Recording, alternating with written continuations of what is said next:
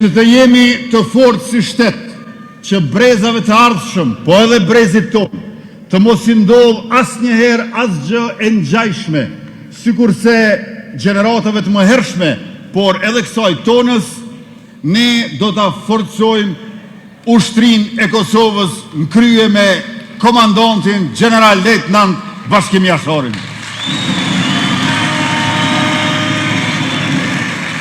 E në mandatin që na pret, për këtë ushtri do të ndojmë së paku 1 miliard euro, do të kemi fabrikën e municionit dhe fabrikën për prodhimin e dronave Made in Kosova.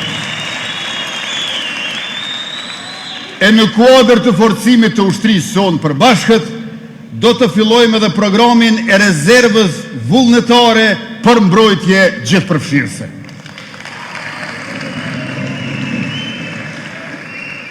Por siguria nuk është vetëm mbrojtje. Siguria është edhe